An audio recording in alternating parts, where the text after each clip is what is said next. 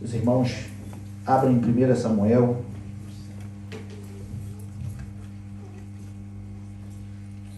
Perdão, 2 Samuel, capítulo 13. 2 Samuel, capítulo 13. Versículo 21 e 22 diz assim: E, ouvindo o rei Davi todas essas coisas, muito se acendeu em ira. Porém, Abisalão não falou com Amon, nem mal nem bem, porque Abisalão aborrecia Amon, por ter forçado a Tamar, sua irmã. O versículo 28 e 29, ainda no capítulo 13.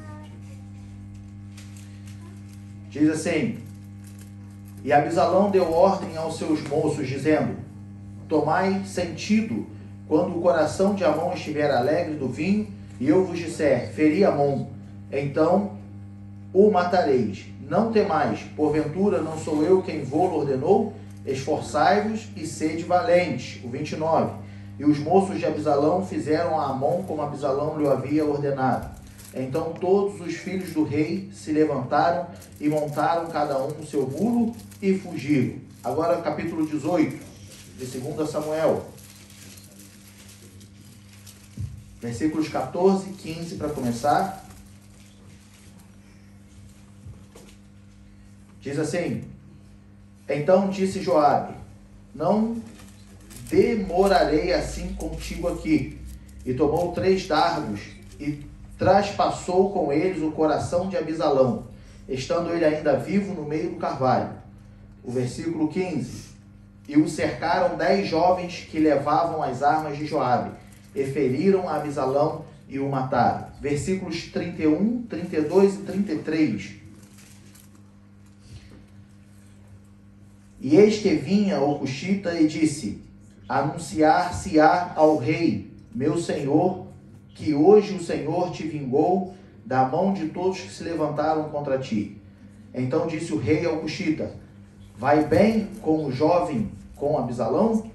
E disse o cuxita: Sejam como aquele jovem os inimigos do rei, meu senhor, e todos os que se levantaram contra ti para mal.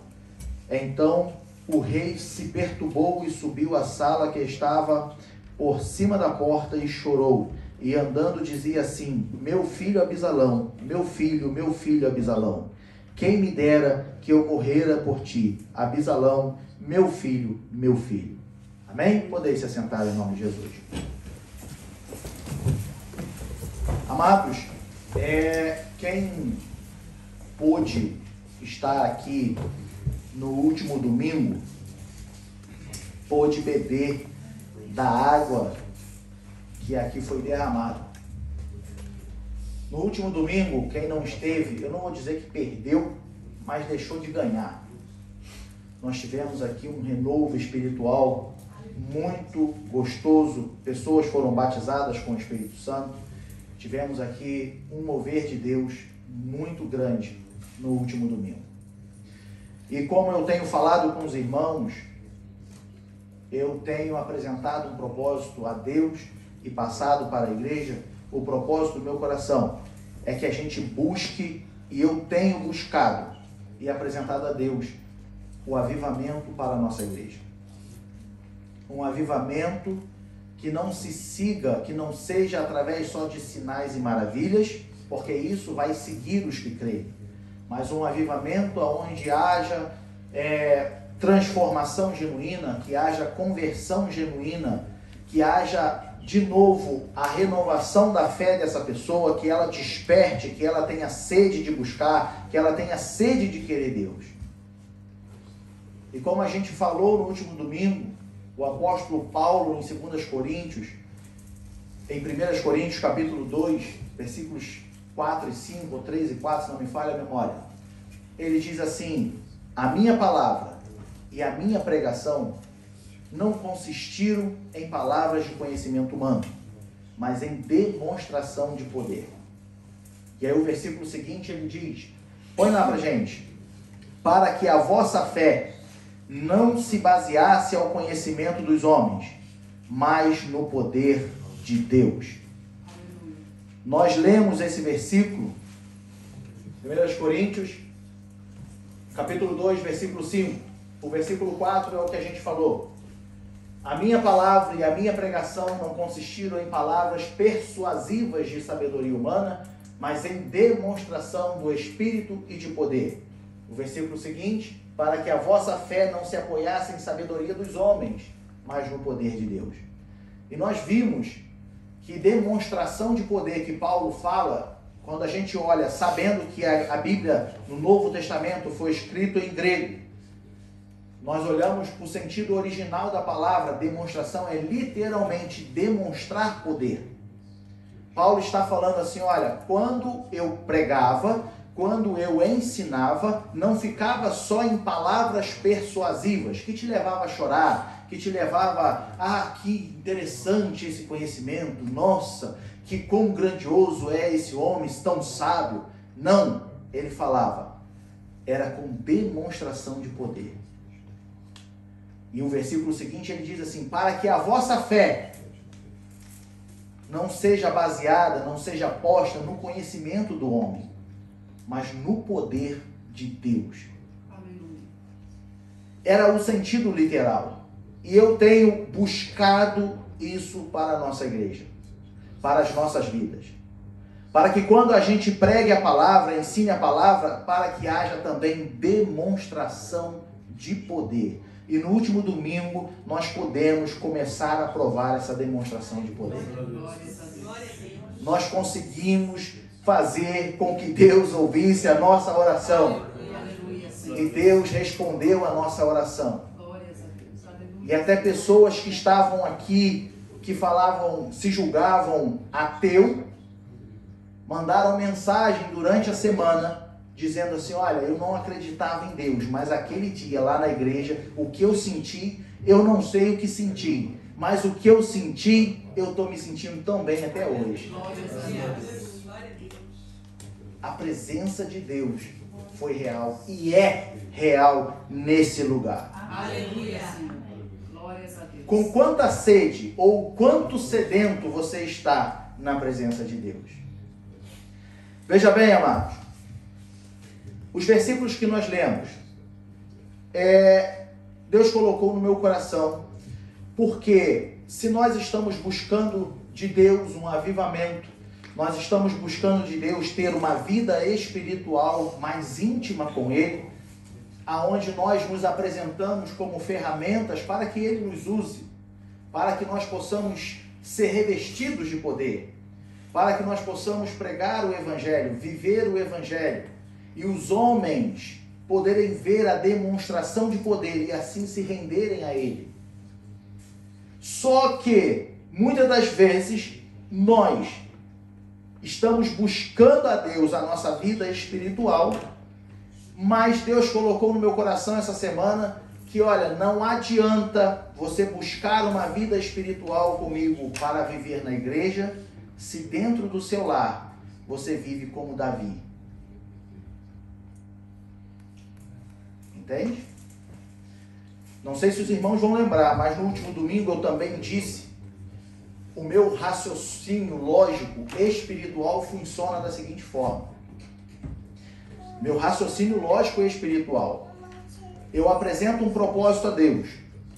Deus, o meu propósito é que a nossa igreja receba o avivamento. O meu propósito, Deus, é que a gente seja não somente cheios do Espírito, mas revestidos pelo Espírito Santo. E quando eu apresento o meu propósito a Deus, eu creio dessa forma. Eu faço como o salmista. Uma coisa pedi ao Senhor e a buscarei. Certo? Então eu vou buscar a Deus esse propósito. Só que enquanto eu busco a Deus esse propósito, Ele vai mostrando por onde eu tenho que passar, o que eu tenho que acertar, o que eu tenho que fazer, e até mesmo pode acontecer dele falar, olha, esse teu propósito agora não, muda ele. Isso pode acontecer. Como o nosso amado falou na leitura introdutória, é o querer de Deus. Mesmo eu não sabendo o querer de Deus, isso não me impede de querer buscar. E quando mais eu busco, mais eu vejo o querer de Deus. Então, durante essa semana, depois do culto que nós tivemos no último domingo, e hoje sendo um culto de família, Deus colocou no meu coração. E eu confesso aos irmãos que eu passei a semana inteira falando com a minha esposa assim, amor, eu não sei o que falar. Eu passei a semana inteira falando com ela, amor, eu não tenho um tema para falar. O que eu vou falar? Depois do que aconteceu domingo, o que eu vou falar? E agora? Culto de família? O que eu vou falar? E na quinta-feira, a gente conversando, aí Deus botou assim no coração assim, ó, é isso que você tem que falar. O que nós não devemos fazer, de acordo com Davi. Davi, ele nos ensina muita coisa. Coisas boas e positivas e muitas coisas ruins e negativas que nós devemos aprender para não cometer igual. Voltando aos nossos versículos base. 2 Samuel, capítulo 13, versículos 21 e 22. Nós lemos 13, 21 e 22. E ouvindo o rei Davi todas essas coisas, muito se acendeu em ira. O 22. Porém, Abisalão não falou com Amon, nem mal, nem bem, porque Abisalão aborrecia Amon por ter forçado Tamar. Deixa esse versículo aí. O que aconteceu aqui na casa de Davi? Incesto. Amon, irmão de Tamar, forçou Tamar a se deitar com ele.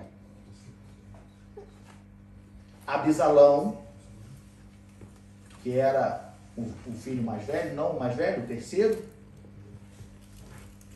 vendo o que tinha acontecido, se encheu de ira contra a vida de Amon. O versículo anterior que a gente leu, Davi soube da situação. Portanto, o versículo anterior diz, ouvindo o rei Davi todas essas coisas, muito se acendeu em ira. Mas a Bíblia também diz, ou a Bíblia não diz, não mostra que Davi tomou uma atitude, uma iniciativa. Davi não fez nada. Quando Amon se deita com Tamar, e Davi fica sabendo do que tinha acontecido, Davi se irou. Mas o que Davi fez? Nada. Não fez nada para corrigir o problema. Nos versículos 28 e 29 que nós lemos. E Abisalão deu ordem aos seus moços, dizendo, aqui já tinha se passado 2 anos. Tá? Nesse versículo, se você for ler o capítulo inteiro, você vai ver que já tinha se passado 2 anos. E deu ordem a seus moços, dizendo, tomai sentido quando o coração de Amon estiver alegre do vinho, e eu vos disser, feri Amon, então o matareis. Não temais, porventura não sou eu quem vos ordenou? Sabe o que acontece? 2 anos se passam.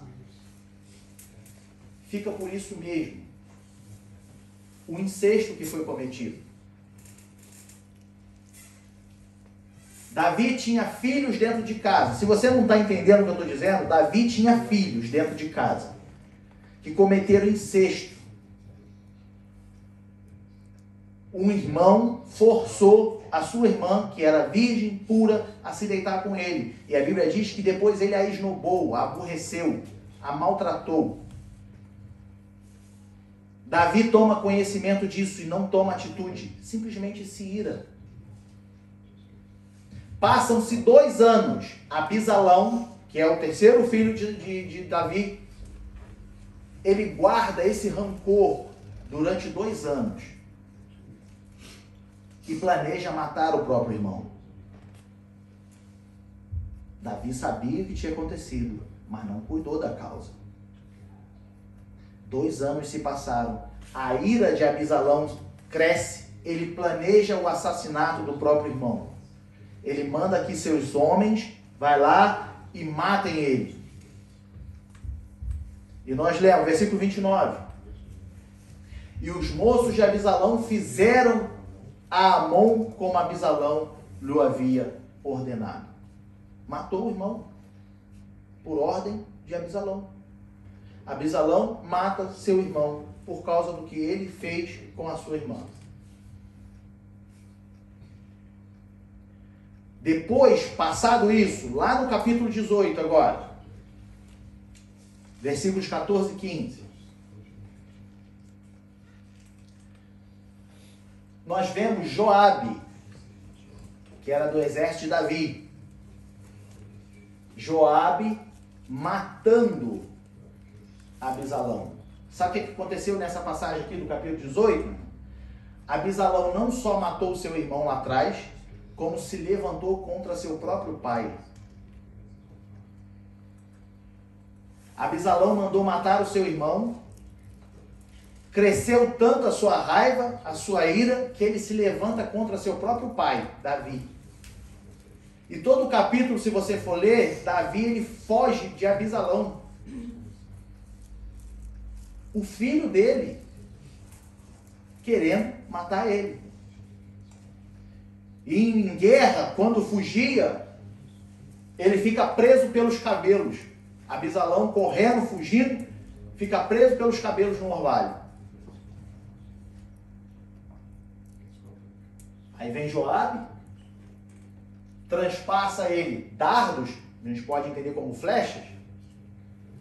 Depois ainda vem os moços de Joabe e acaba de matar Absalão. Aí, os outros 3 versículos que nós lemos, 31, 32 e 33. Vem o informante, vem o mensageiro e chega para Davi. Davi, você foi vingado, porque aqueles que se levantavam contra você foram mortos. E Davi, a primeira coisa que Davi fala assim, e o jovem Absalão? Como ele está? E aí o mensageiro fala assim, se preocupa não, foi vingado, como todos aqueles que se levantou contra você. O mensageiro estava até empolgado, né? Fiel ao rei. Mas Davi cai no pranto. Põe o versículo 33.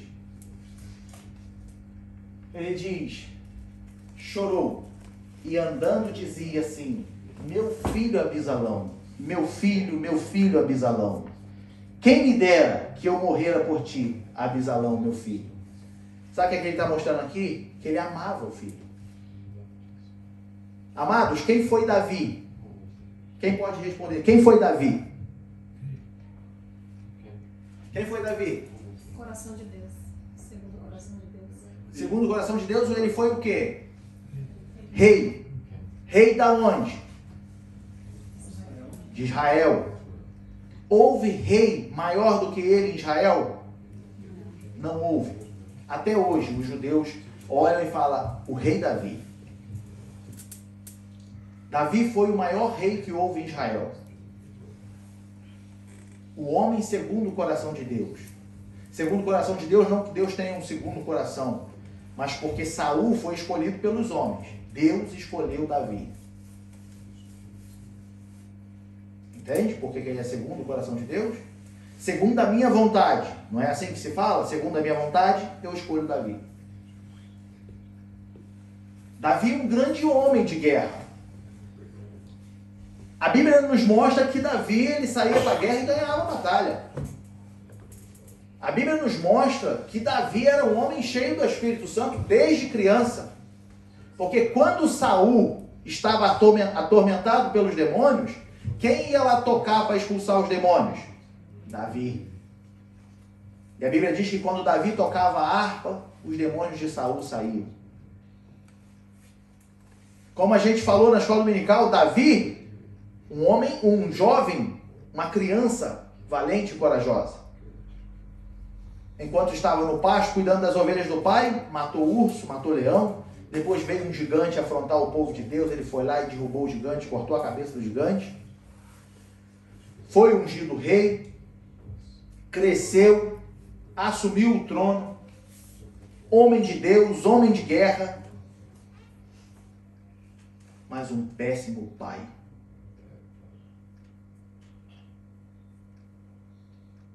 Eu digo, um péssimo administrador do lar.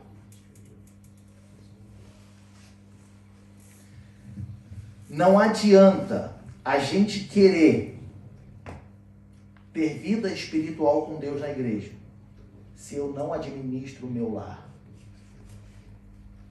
Não adianta eu querer ser cheio do Espírito Santo, revestido de poder na igreja, se dentro de casa eu nem converso com meus filhos. Se dentro de casa eu nem converso com a minha esposa. Se dentro de casa eu nem converso com o meu marido. Se dentro de casa eu nem converso com meus pais. Não adianta você querer chegar na igreja e fazer isso e fazer aquilo e querer que aconteça isso, aconteça aquilo, e porque eu estou buscando a Deus desesperadamente, mas eu não sei o que está acontecendo. Então Deus está te falando hoje, olha para dentro da sua casa. Nós temos exemplos, mais 2 exemplos que eu separei, de homens que foram até grandes homens de Deus, mas também tiveram seus filhos fora dos caminhos, que desonraram o seu nome. O primeiro dele, o sacerdote Eli. Lembra de Eli? Eli foi quem cuidou de quem? Samuel. Ana chorou, pediu a Deus um filho, Deus deu o filho a Ana. Ana pegou e falou, tá aqui, Senhor, entrego para crescer na sua presença. Quem era esse filho? Samuel. O jovem Samuel foi criado por Eli. Eli era sacerdote. Mas a Bíblia vem nos dizer que os filhos de Eli faziam tudo que era mal aos olhos do Senhor. A Bíblia vem nos dizer, também aqui no livro de Samuel, que Eli, os filhos dele, difamavam o nome do Senhor. Se deitavam com mulheres à torta direita, fazia tudo que era errado aos olhos do Senhor. Que Eli até falou assim, meus filhos, não façam isso. Oh, meus filhos, o que vocês estão pensando da vida? Mas não corrigiu. Mas não puniu. Não chamou atenção, não tomou uma atitude. Ah, mas eles já eram grandes, eles eram filhos do sacerdote. Portanto, vem um homem de Deus e fala com ele, olha, bota a sua casa em ordem, filho. Bota a sua casa em ordem. Não colocou, o que aconteceu? Os filhos morrem na guerra. Segundo homem, que foi um grande sacerdote, um grande profeta. Foi sacerdote e profeta. Quem? O próprio Samuel. Foi um grande homem de Deus. Amados, ele era um menino e Deus falava com ele. E Deus chamou ele e falou, olha, fala para Eli. Sendo ainda um menino. Mas quando cresceu e teve filhos, os seus filhos não andavam de acordo com o caminho do seu pai. O que levou o povo a jogar na cara de Samuel. Falando assim, nós queremos um rei. O povo começou a falar para Samuel, nós queremos um rei. Porque olha, você já está velho, você não dá conta. E seus filhos não te obedecem. Era um homem de Deus. Mas quando olhava para dentro de casa, tinha algo que ainda o envergonhava. Amados, a gente não vai ter controle permanente sobre os nossos filhos. Nossos filhos vão crescer, vão se tornar adultos, vão ter vontades próprias, vão morar sozinhos, vão casar, vão construir uma família. Por isso que a Bíblia nos ensina que desde criança nós devemos cuidar dos nossos filhos. Mas, meu irmão, é inevitável. Eu criei meu filho na igreja, eu dei todo o carinho, eu fiz isso, eu fiz aquilo, e depois ele se desviou. Nós não podemos controlar o destino. Só Deus sabe. Só Deus sabe. Mas o que Deus está mandando dizer na manhã desse dia, é que Davi teve a oportunidade de consertar o seu lar, mas Davi não consertou o seu lar como deveria. Davi teve a oportunidade de interagir, mas Davi não interagiu. Davi era um grande homem de Deus, era um grande guerreiro, foi um grande rei, mas dentro de casa era como um derrotado. Não vamos levar em conta que tudo isso aconteceu por causa da desobediência dele, né? Porque era para ele ter ido para a guerra, ele ficou lá na varanda, aí viu a mulher dos outros, aí cobiçou a mulher dos outros, pecou, e aí veio o profeta Natan e falou: por causa do seu pecado, a espada agora não vai se apartar da sua casa. Nem vamos entrar nesse ponto. Mas veja bem, amados, como é que é a sua vida dentro de casa com seus filhos? Eu não estou querendo aqui dizer e falar que vai ser fácil você controlar, que vai ser fácil você convencer. Não, eu não quero dizer isso aqui, porque eu sei da dificuldade de cada um, eu sei que cada um tem uma dificuldade, cada um tem uma vida, cada um tem um jeito. Mas eu quero te levar a refletir na manhã desse dia, ou melhor, na tarde desse dia. Como é que tem sido a sua relação com os seus filhos? Como é que tem sido a sua relação com os seus pais? Como é que tem sido a sua relação com o seu marido e com a sua esposa? Como é que está a sua relação? Como é que está a sua interação dentro de casa? Quantas vezes na semana, eu não estou dizendo que você deva fazer isso todos os dias, porque eu também entendo que cada um precisa do momento sozinho. Mas quantas vezes nessa semana você parou o que tinha que fazer e sentou para comer junto com a sua família? Que você parou o que tinha para fazer e foi se deitar no mesmo horário que a sua esposa ou o seu marido? Estou fazendo isso aqui assim. Minha esposa foi deitar. Quantas vezes eu falei: não, depois eu termino isso aqui, eu vou aproveitar e vou deitar com ela? Quantas vezes? Quantas vezes você falou assim: poxa, eu tenho que fazer isso aqui, poxa, mas minha família vai jantar ou almoçar agora? Não, peraí, depois eu termino isso aqui. Quantas vezes você falou assim: olha, é bom estar na mesa com vocês? Quantas vezes você deixou os seus planos de lado essa semana e pegou a sua família e falou assim: vamos tomar um café na rua? Vamos almoçar ali na esquina? Vamos almoçar ali fora? Vamos fazer isso, vamos fazer aquilo? E aí, meu amor, como é que foi o seu dia? E aí, meu amor, como é que foi o seu trabalho? E aí, meu filho, como é que foi a escola? Quantas vezes você fez isso essa semana? Quantas vezes você deu atenção dentro da sua casa? Quantas vezes você falou para o seu pai, para sua mãe, aqueles que ainda têm vivos, óbvio, falou assim: pai, mãe, eu te amo. Pai, mãe, obrigado por cuidar de mim.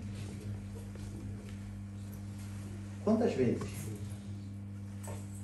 Quantas vezes você se deu conta que a família é a base de tudo? E que se você não cuidar da família, não adianta você querer ser nada, fazer nada.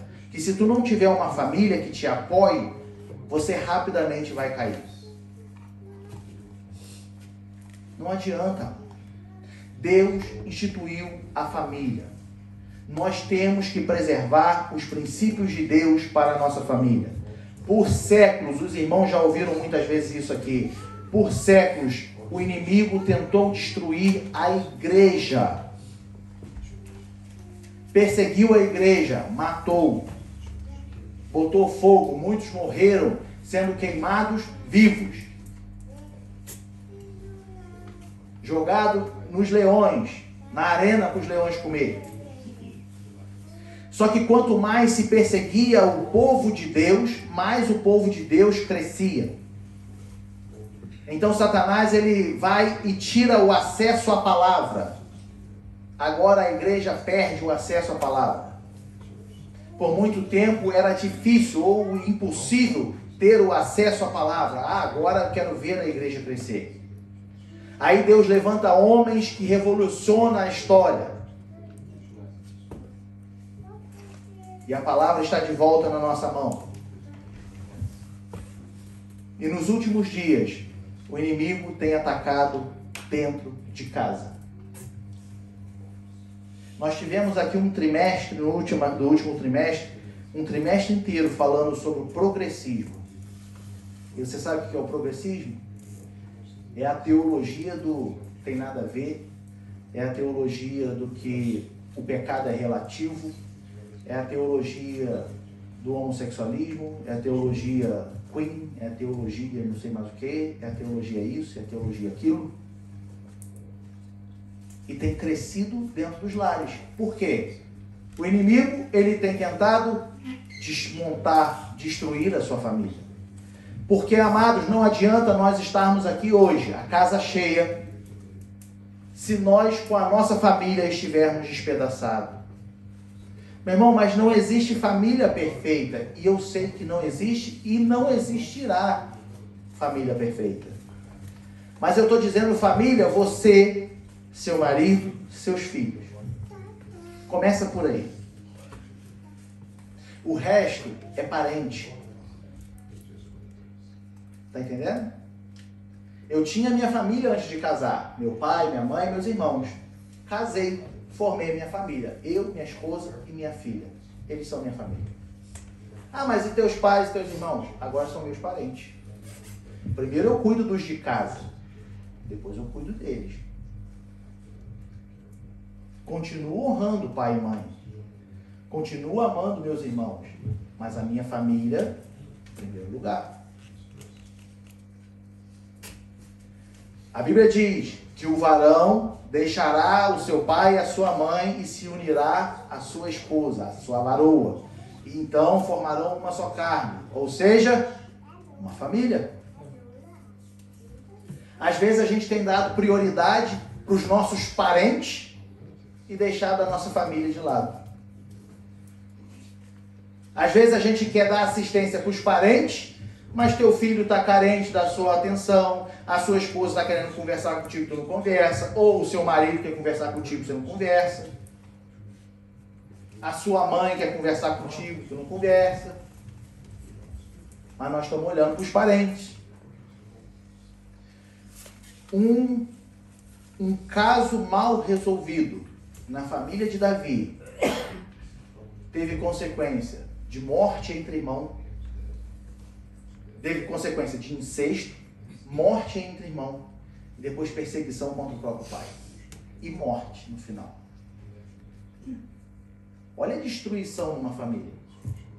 Olha que destruição que Davi nos deixa como exemplos para que nós não façamos como ele. A gente não pode, a gente tem que tomar como exemplo que Davi deixou de fazer e falar: não vou me comportar assim. Tem um problema na sua casa? Senta e tenta conversar, tenta resolver. Busca de Deus sabedoria, busca de Deus ajuda. Amados, não adianta eu querer ser um homem cheio do Espírito Santo na igreja, se dentro de casa eu não falo com a minha esposa. Não adianta eu querer ser um homem cheio do Espírito Santo dentro da igreja, se dentro de casa eu não falo com a minha filha. Se nós estamos buscando o avivamento, se nós queremos ser cheios do Espírito Santo, se nós queremos ver demonstração de poder quando pregarmos, nós temos que começar dentro de casa. Nós temos que dar início a isso dentro de casa. E aí, quando nos reunirmos na igreja, como igreja de Cristo, seremos unânimes. E por sermos unânimes, haverá derramamento do Espírito Santo. Então nós voltaremos a ver como a Bíblia diz.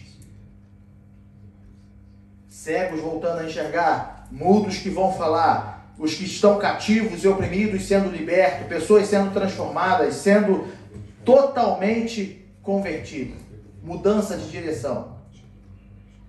Pessoas que estão frias espiritualmente, tendo um renovo de Deus. Nós temos que começar dentro de casa, amados. Ora com a sua família, intercede pela sua família.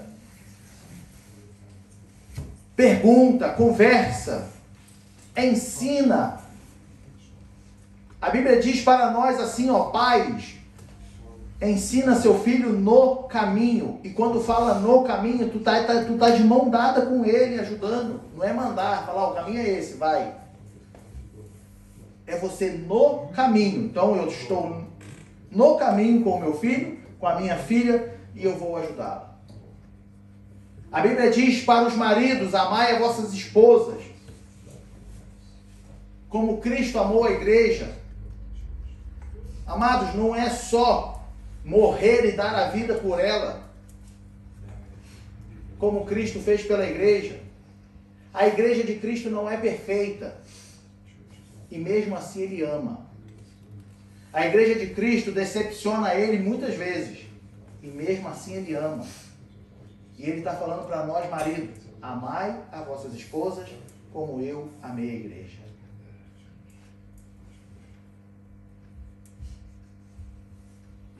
Tem defeito? Vou continuar amando. Está estressando? Vou continuar amando. Preciso dar literalmente a minha vida por ela? Vou dar a minha vida por ela.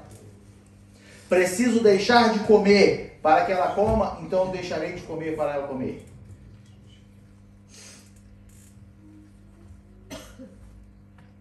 A Bíblia fala com os filhos: honra seu pai e a sua mãe, para que seus dias se prolonguem sobre a terra.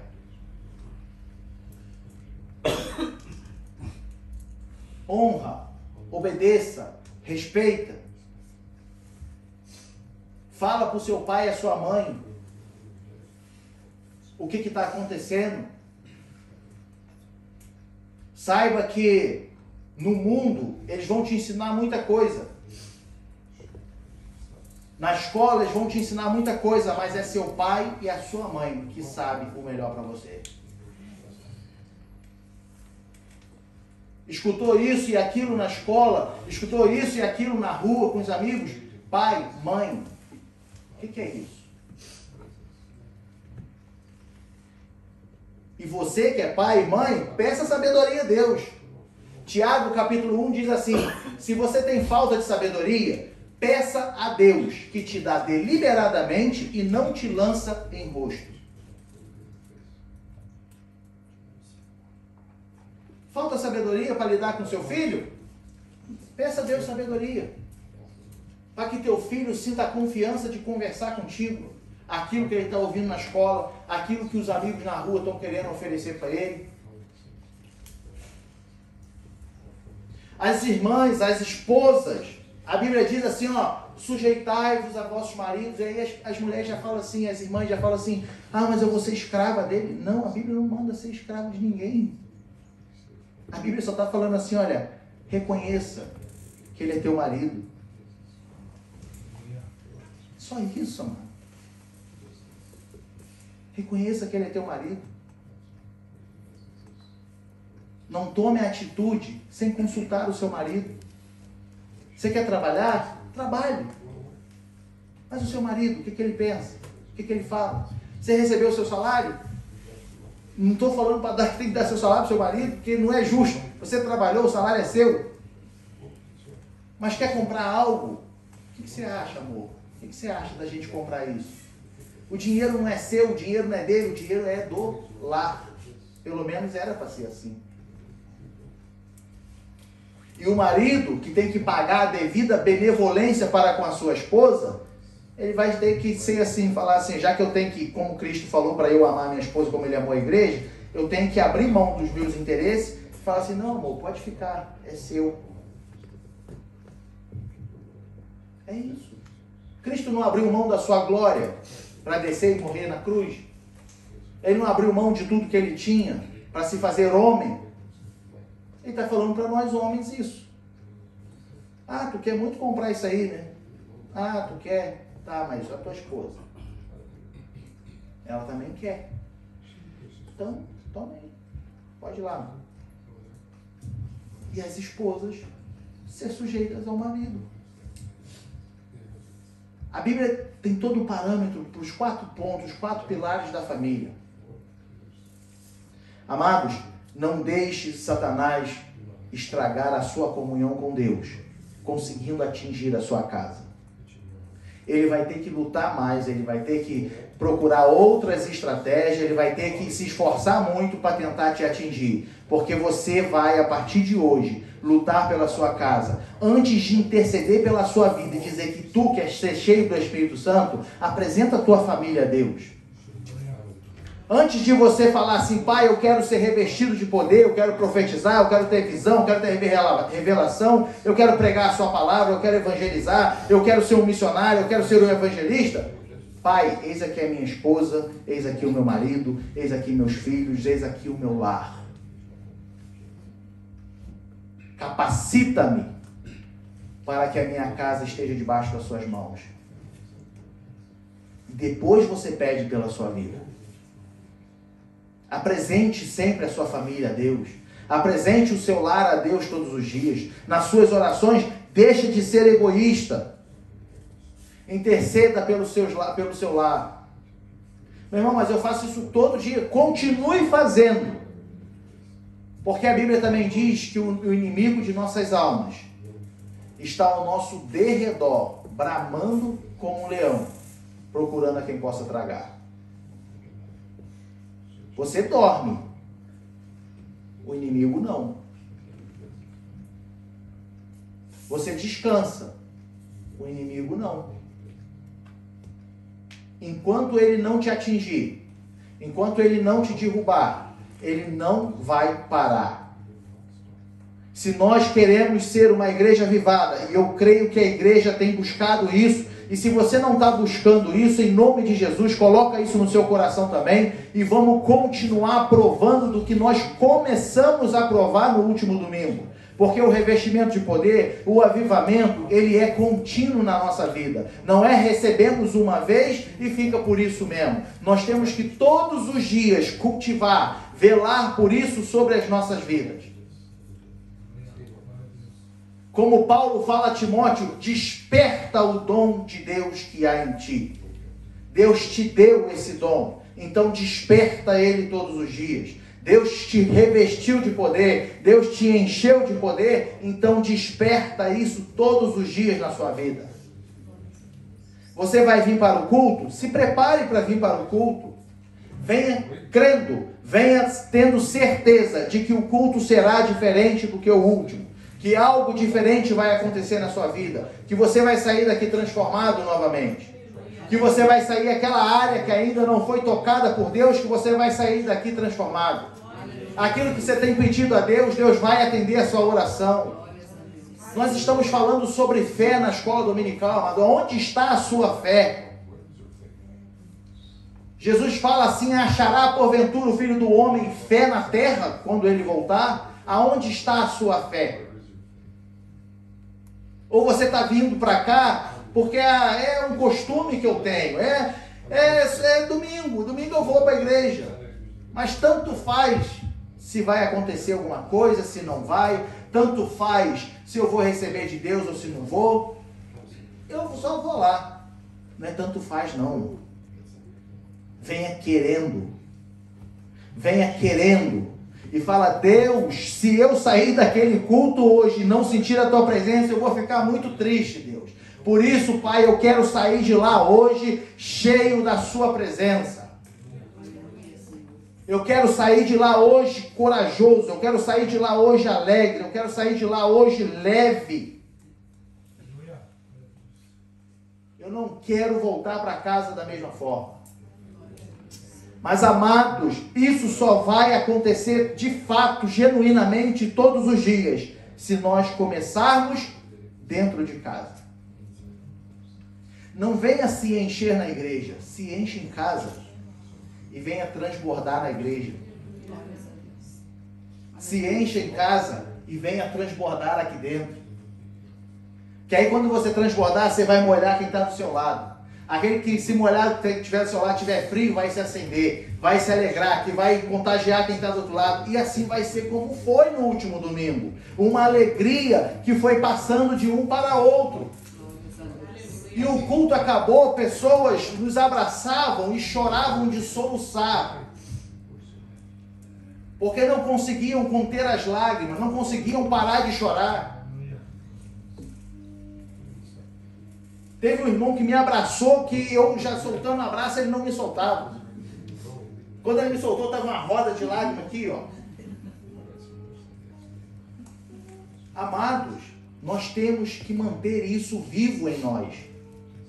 Nós temos que manter isso vivo em nós. Não durma na presença de Deus, não relaxe na presença de Deus, queira mais. Queira sentir o sobrenatural de Deus na sua vida, a transformação de Deus na sua vida, porque quando você chegar em casa, você vai chegar diferente. Quando você chegar no seu lar, aquele que lá tiver no seu lar, seu pai, sua mãe, seu amigo, seu irmão, quem tiver vai falar assim, você está diferente, algo aconteceu. E vai despertar nele o interesse de querer buscar a mesma coisa.